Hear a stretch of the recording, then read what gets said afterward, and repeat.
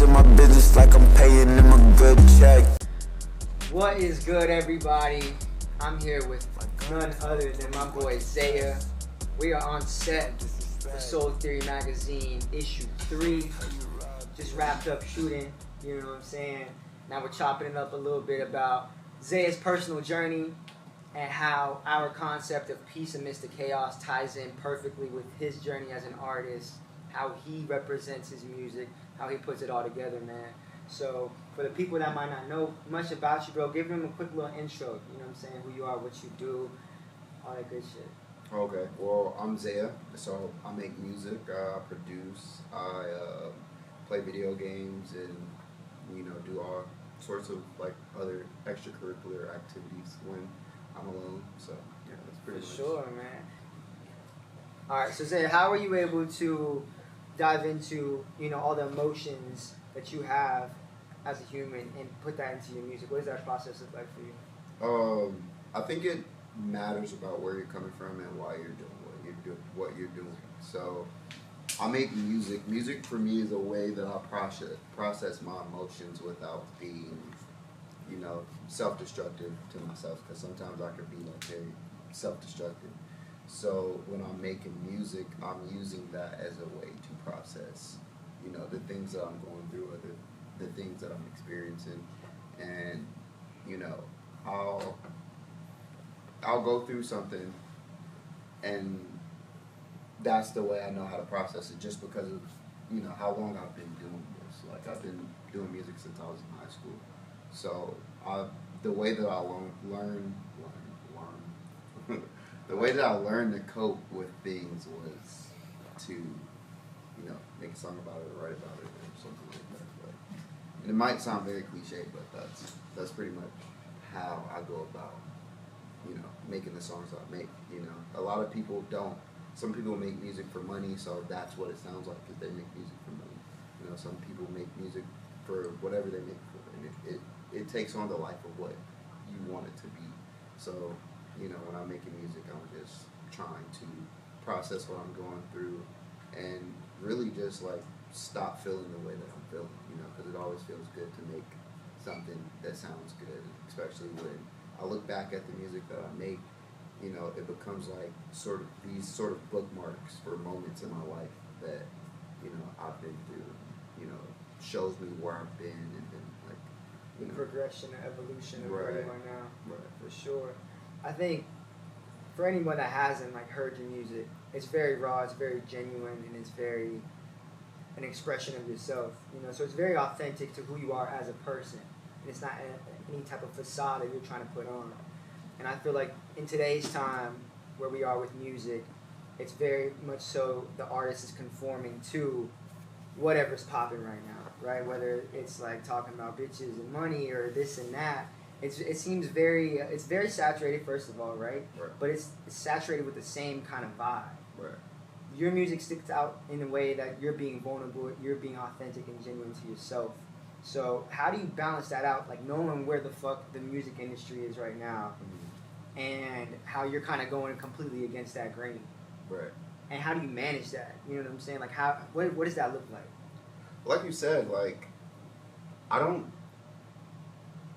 ever try to conform to what's going on, just because rarely do I even ever listen to music that comes up, just because I love music, but I love making music.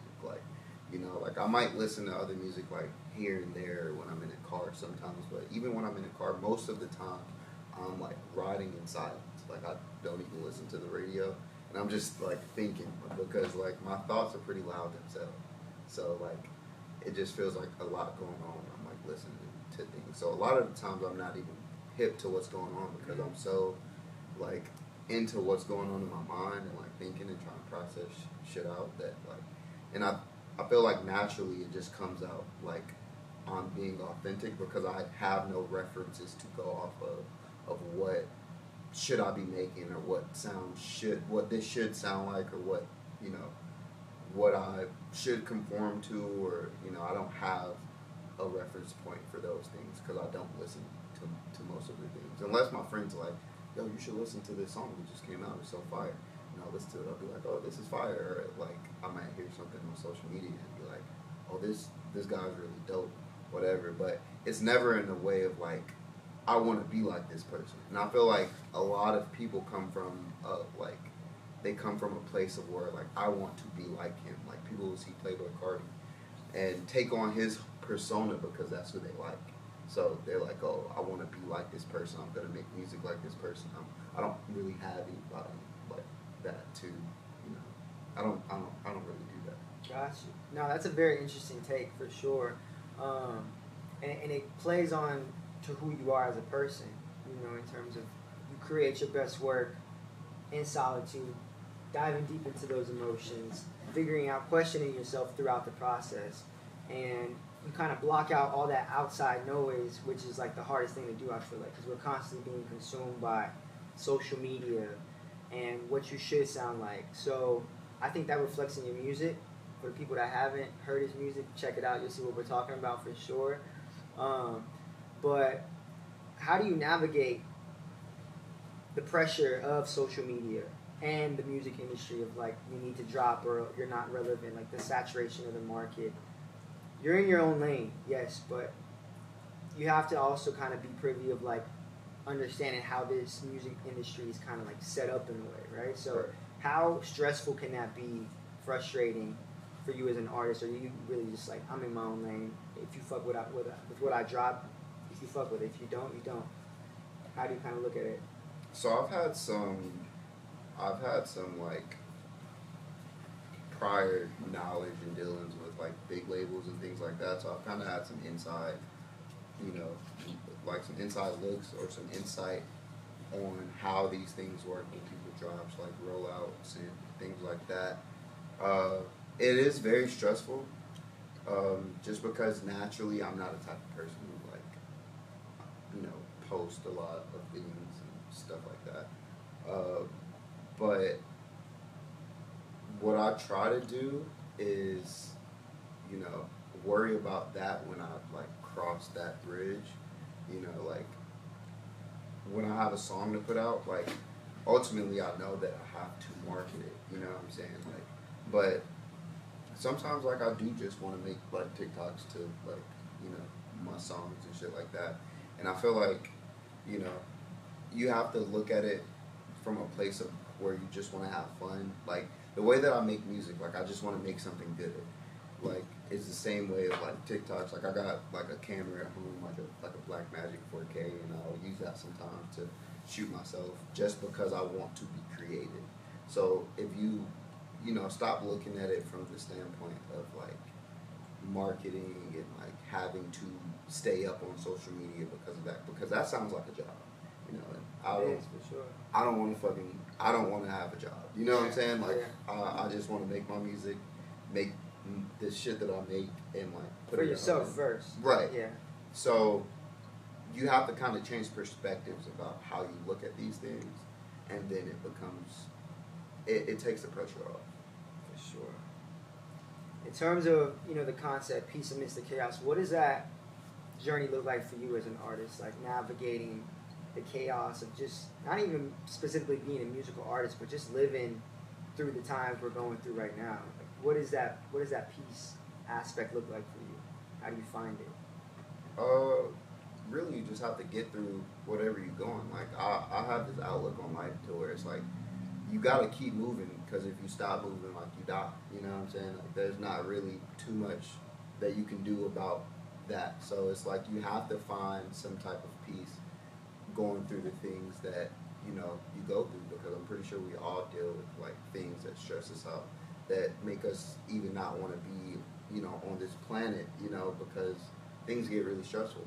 So it's just about finding those things that make you feel better and give you those moments of happiness into those, you know, kind of snowball into, you know, the point where you are just happy, you know. But until you get to that point, you have these moments of happiness and you have to kind of hyper fixate on that. And, you know, I know that when I upset, like when I'm going through something, I know what works for me. You know, like I'll make music, I'll go play my game, or I go watch a movie, or like. So when you feel like your life is chaotic, you have to know what it is that grounds you and brings you back to that place where you might not be thinking about things so heavily. That's amazing, bro. I think it's knowing yourself at its core, right? Right. Like you said, what brings you down, what grounds you. Video games, playing basketball. I heard you're quite the hooper. Oh yeah, yeah, yeah. Breaking ankles on the court. You feel me? Well, I'm like 5'8", so like, that's all I could do is dribble. For sure, man. And so, what would your advice be to like artists nowadays, right, that are looking to navigate this chaotic industry? What would be the biggest piece of advice you would give them? Don't focus on the industry so much, because at the end of the day, like, yeah, like these companies have more money than you, but they don't have more resources than you. They're using the same resources that you're using, So put out music, you know what I'm saying? Like, be consistent. And I know coming from me, because I'll like drop some shit and then go ghost for like a little bit. But like, this is a fact. But putting out music, making things, and showing it to the world is the best thing that you can do. I look at, when it comes to like putting music out or getting people to, find your music, it's about, you gotta look at it like a foot store, like if you were Nike and you had a store on the corner, selling shoes. Like, the thing that matters the most is how much people can see your music, So the more you do to show people your music, the more you put it out on social media. Sometimes you might put $50 behind an ad or something like that, and it brings more people to your store, which is you, which you were trying to sell. Right. It's yourself at that point. But just put music out, do what you love to do. Don't think so hard about it, because when you start thinking hard about it, it becomes something that builds pressure within yourself to become something or to become somebody.